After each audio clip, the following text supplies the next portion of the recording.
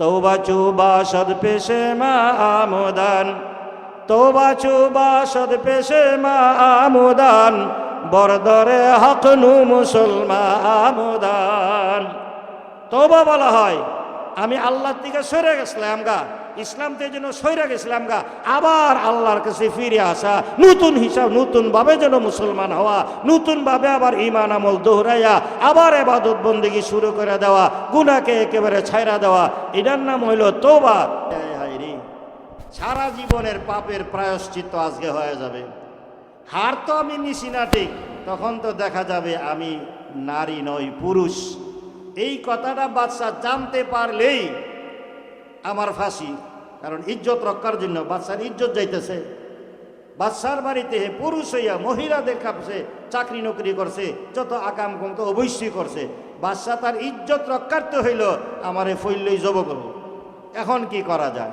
সে করে লাইনের পিছে দাঁড়ায়া আল্লাহর কাছে খুব কান্দাছে, আল্লাহ এইবার যদি তুমি অন্তত আমারে বাঁচায় দাও, জীবনের জন্য তওবা করলাম, আর জীবনে আকাম করতাম না, এই পরিবেশে আমি আর থাকবো না। গরমুরাই বারে সত্তারি কোনি, গরমুরাই বারে সত্তারি কোনি, তওবা করদম মনজে হারনা করদানি। আল্লাহ এইবার যদি শুধু তুমি আমার একটু বাছায় দাও, এমন তওবা করতেছি আমি আর জীবনে এই কাজ করব না, এই পরিবেশেই থাকবো না। কিন্তু একজনের ডাক পড়তেছে, সর্ব এক পর্যায়ে তারেও ডাক মারে দিয়েছে, এই নাসু আসো ভিতরে আসো। এখন তো তার আত্মা জাগাত নাই, এমন এক চিল্লি মারছে আল্লাহ যেন আত্মা যেন আল্লাহর দরবারে চলে গেছে। সে বলতেছে তওবা করদাম হাকিকতে বাখুদা, নাশিকানাম তাব জাসুদ আজ তাবস জাসুদ আজ জানজুদাম। আল্লাহ এমন ভাবে হাকিকতের তওবা আমি করতেছি, যতক্ষণ পর্যন্ত আমার অন্তরে আমার শরীরের মধ্যে জান থাকবে ততক্ষণ পর্যন্ত আমি এই তওবার ভাঙতাম না, গুনাহ আর করতাম না। এমন ভাবে সে তওবা করছে, বেহুশ হয়ে গেছে। এইবার দেখা গেল আল্লাহ তাআলা তওবাটা এমন ভাবে কবুল করছে, তার ইজ্জত আরো বাড়াই দিছে। তারে বডি চেক করার আগে খবর হয়ে গেছে গা, এই হাড় পাওয়া গেছে, পাড়া হাওয়া পাওয়া গেছে এক জায়গায়। এখন তো সকলেই কয় সে নির্দোষী, সে বেহুশ হইল কেন? সে একটা আত্মসম্মানী মানুষ, ইজ্জতওয়ালা মানুষ, সে ভালো মানুষ। সে চিন্তা করতেছে আমারে উলঙ্গ করবে, আমার তো একটা অত বড় শরমের কথা কেমনে হয়, এই জন্য হে হইতে বেহুশ হয়ে গেছে গা। এ যে আসলে খারাপ এই কথা না, মানুষ উল্টা অ্যাকশন। এখন তার কাছে মাফ টাপ চাইয়া তারে আরো হাদিয়া তুফা দিয়া দিয়েছে, আরে জীবনের তোরে বাঁচছি, আর জীবনে এই পরিবেশে থাকতে না, বিদায় নিয়ে চলে গেছে। তো এই জন্য বলা হয় তওবা যদি এই জাতীয় তওবা হয় যে সত্যিকারের ওয়াদা করলাম আর গুনাহ করতাম না, তাহলে আল্লাহ তাআলা এমন অনেক মানুষ দেখা গেছে যৌবনকালে, যৌবনের শুরুতে, জীবনের শুরুতে অনেক অন্যায় অপরাধ, চুরি ডাকাতি অনেক কিছু করছে, কিন্তু পরে আল্লাহওয়ালাদের সোহবতে যায় এমন তওবা করছে, এমন আমলওয়ালা হয়ে গেছে, দুনিয়াতে আল্লাহর এক নম্বরের ওলির কাতারে চলে গেছে। এই জন্য ভাইও আমার অনুরোধ, আমাদের দ্বারা ভুল ভ্রান্তি হইতে পারে, আমরা তওবা করলে আল্লাহ খুশি হন, নারাজ হন না, বরং এমন খুশি হওয়া হন।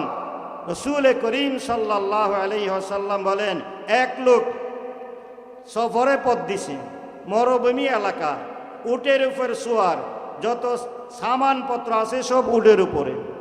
একবার ক্লান্ত শ্রান্ত হইয়া একটা গাছের নিচে বিশ্রামের জন্য শুইছে, ঘুম ধরে গেছে, এই ফাঁকে দেয়া উট সকল সামান নিয়ে চলে গেছে।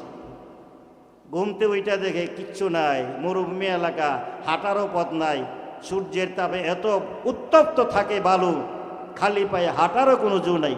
সে অনেক চিন্তা কইরা এদিক সেদিক গুইরা আর কষ্ট দিয়া নিজের মরণ দরকার নেই, এমনিতে শুইয়া থাকি, মরে যাব, কারণ খাওয়া পড়া কিচ্ছুই নাই, সামানপত্র কিচ্ছুই নাই।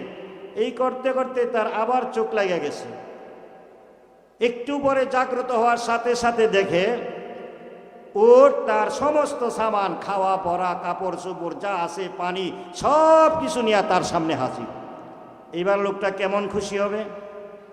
এমন খুশি হওয়া হয়েছে, খুশি হইয়া আল্লাহর প্রশংসা করতে চাইতেছে, শুকরিয়া আদায় করতে যাইছে। কি যে কইতেছে খবর নাই। সে কয়, আল্লাহ তোমার বড় শুকরিয়া, তুমি যে আমার বন্দা, আমি যে তোমার মওলা, তোমার বড় শুকরিয়া আদায় করতেছে। কিতা কইছে? কুফরি কালাম গয়েলেছে না, কিন্তু আল্লাহ এটাও খুশি। এত কিতা কইবার বুঝতেছে না। মানুষ বেশি খুশি হইলে উল্টা কাজ করে। যেমন আপনার ছেলে বিদেশ থাকে, খবর নাই, চিঠিপত্র নাই, ওই দেশে যুদ্ধ চলতেছে, আপনি কত পেরেশান, হুজুরের কাছে দোয়া করান, খতম পড়াইতেছেন, আর সারাদিন স্বামী স্ত্রী কান্নাকাটি করেন, রাত্রে হইল তাহাজ্জুদ পেরা কান্দেন ছেলের জন্য।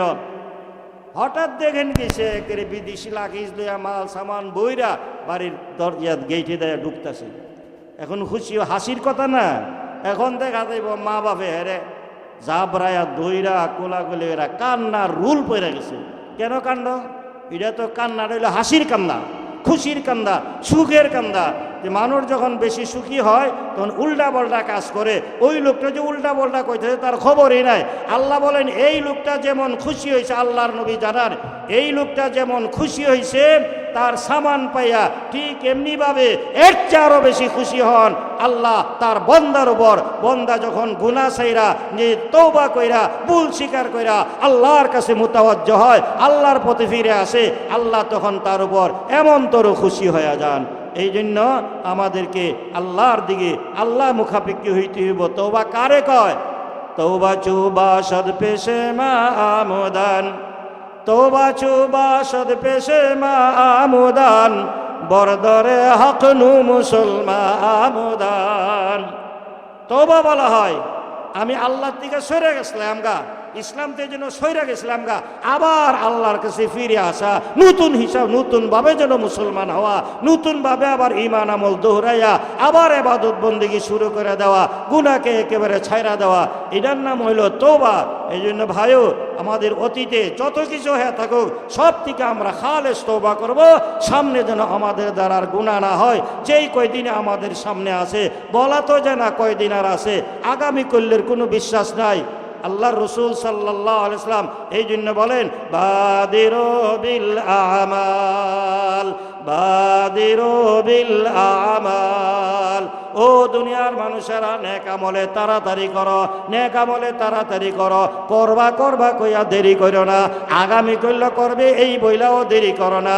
কারণ তুমি জানো না আগামী করলে তোমার কি নাম হবে। তুমি কি জীবিতদের কাতারেই থাকবে না মৃত্যুদের কাতারে চলে যাবে, তার কোনো গ্যারান্টি নাই। এই জন্য এখন থেকে আমরা অতীতের গুনার জন্য তওবা করব, আর সামনে আর গুনাহ করব না বইলা ওয়াদা করব।